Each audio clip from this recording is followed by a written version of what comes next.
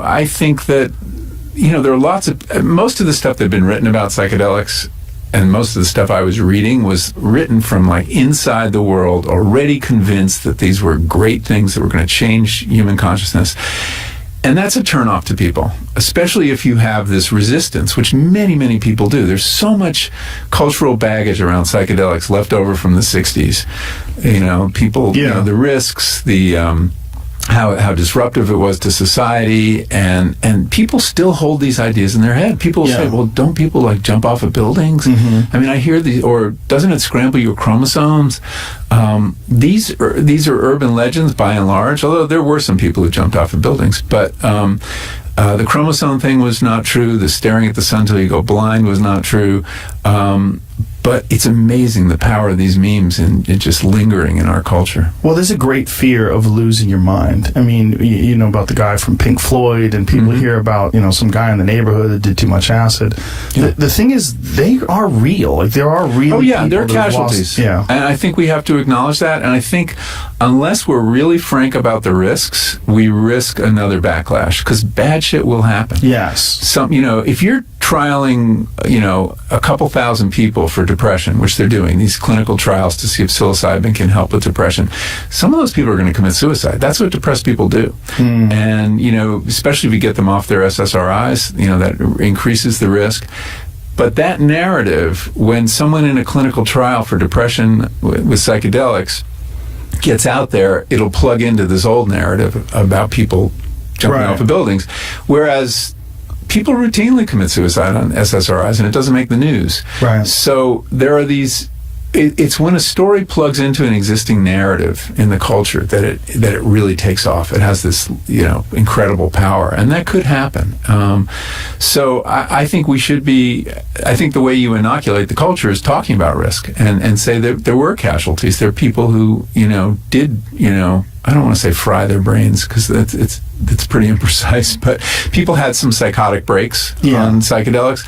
Would they have had them anyway? There's reason to believe they would. It's not like schizophrenia rates went up during the 60s. Do you think it triggers schizophrenia, yes. though? Yeah, I think that's probably what happens. Any kind of traumatic experience can do it. Divorce of parents can do it. If you're at that age and you have that vulnerability, going to graduate school for a certain number of people does it. Extreme stress, and it can be an extreme experience. So there is a good reason that people, even second-degree relatives who have schizophrenia, you can't participate in any of these trials. They're screening people, and also for manic depression, they're screening you out, and there are good reasons for that. Yeah, there's this discussion about cannabis that's been going on for a while now, of what happens to people particularly when they eat edibles. Is it something that triggers schizophrenia? And I think the numbers, as you're saying, they really do mirror the numbers that just happen in a general population. Like, it's 1 out of 100. Yeah. And 1 out of 100 people seem to have a significant problem. Yeah, I mean, a certain number of people are at risk. They're bound to get schizophrenia at those windows. I think it's in right around 20 and right around 30 years old seems to be the window. Really? And, there's a very specific window? Oh, yeah. No, it happens at a very specific time. Do they think it's like transitionary periods in your life with additional stress, like you have a breaking point or something? It isn't really clear. It may be a developmental issue.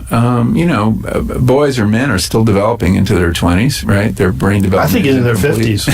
Well, yeah, that's true too. But there's certain brain structures that are not, finished at that age. Honestly, I don't know. I'm out of my depth here. Yeah. What was the motivation to write this new book?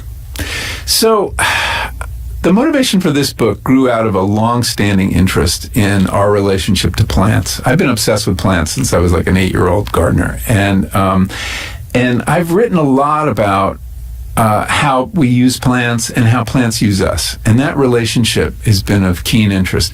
And I looked at food.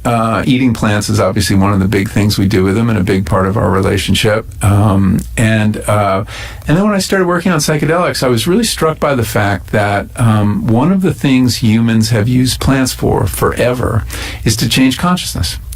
And that seemed like a very curious phenomenon.